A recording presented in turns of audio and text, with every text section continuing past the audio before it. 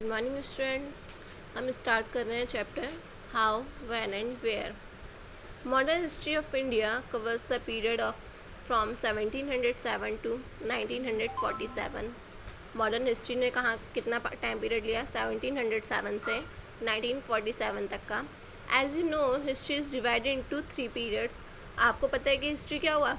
3 periods में divide हुआ। In earlier 2 classes we have read about ancient and medieval period. हमने क्या ancient और मेडिवल पीरियड के बारे में पढ़ा है पिछली क्लासेस में।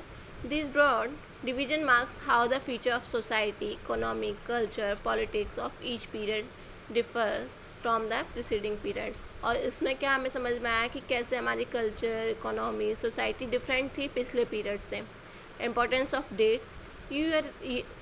Your year of birth is an important event for you and your parents. जैसे आपका डेट ऑफ बर्थ इम्पॉर्टेंट है तुम्हारे लिए, तुम्हारे पेरेंट्स के लिए।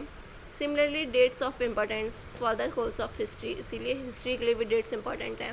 Precise date are relevant only for some key events such as year of independence of India, the year 1913 when Gandhiji returned to India from South Africa and took over freedom struggle from Bal Gangadhar Tilak, the Congress party leader.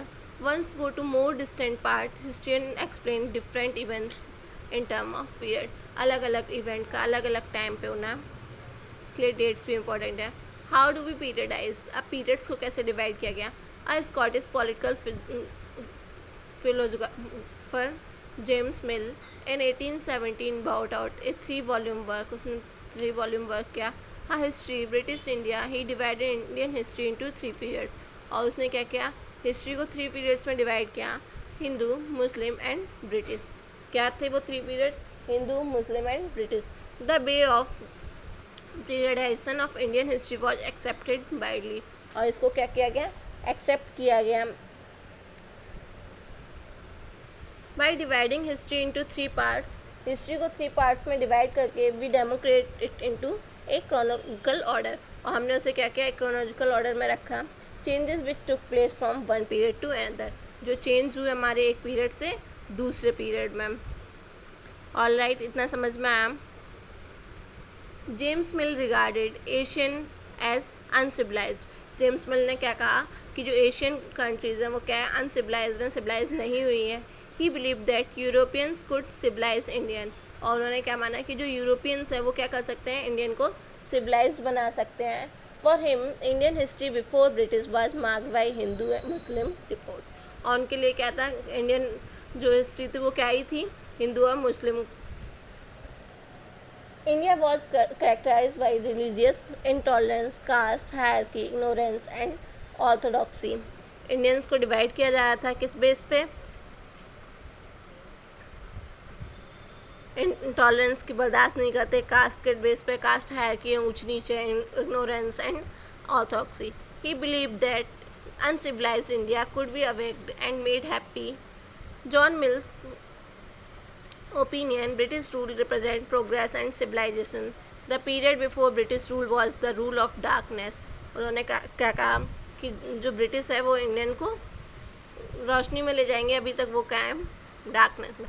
Apart from mills classification, historian divide Indian history into 3 periods. इस base पे क्या किया? Indian history को 3 periods में divide किया गया, ancient, medieval and modern. पुरानी, बीच की और आधुनिक। The periodization in India is based on Western history. The medieval age was a society excluded from reason, while British rule led exploitation without any progress. और British rule ने explore किया बिना किसी progress के। Indian historian characterise periods to age chronological. उन्होंने क्या किया? Periods को किस में? कॉलोनियल में कहा है। Use of archive. आर्चीव्स क्या होते हैं? पुराने जो रिकॉर्ड्स रखे जाते हैं। An archive is a collection of historical, valuable records ranging from paper and documents to photograph, films, video tapes and sound recordings. जो भी पुरानी चीज़ें रखी गई हैं। The British government after 1857 had set up the National Archives of India at New Delhi to keep records. Museum है, records of events that took place in India.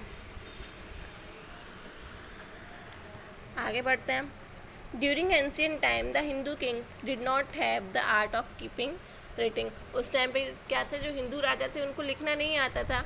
Records in the ancient times only the Brahmins were educated, जो ब्राह्मण थे उस time के वही educated थे। And only they knew how to read and write, और उन्हीं को पता था कैसे लिखना है। Writing was difficult as there was no paper at that time, writing difficult भी थी क्योंकि उस टाइम क्या था, पेपर भी नहीं था। Few records of event have been discovered written on tamrapatra, copper plate पर लिखे जाते थे। Most of Indian history had been discovered from travellers such as Chinese traveling Han Tseng and Fayan and Bantian traveler Marco Polo who traveled through India। Mostly जो India की history है वो किसी न किसी बाहर के ट्रैवलर ने लिखी है।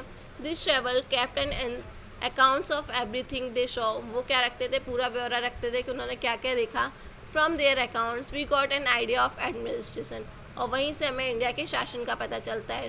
Administration, social, economic, life of contemporary people, लोग कैसे रहते थे। Ashoka the great kept records for public view on stone pillars which are still intact and can be seen in Delhi and other place in India।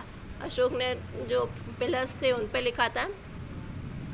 Babar the first Mughal king use to record the detail in Tuzuk Babri, ये बाबर का autobiography थी।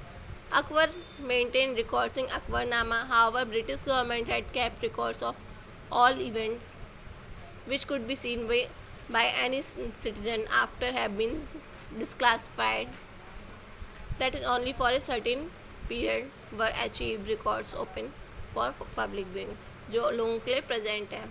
आज की class के लिए इतना ही रखते हैं। Thank you.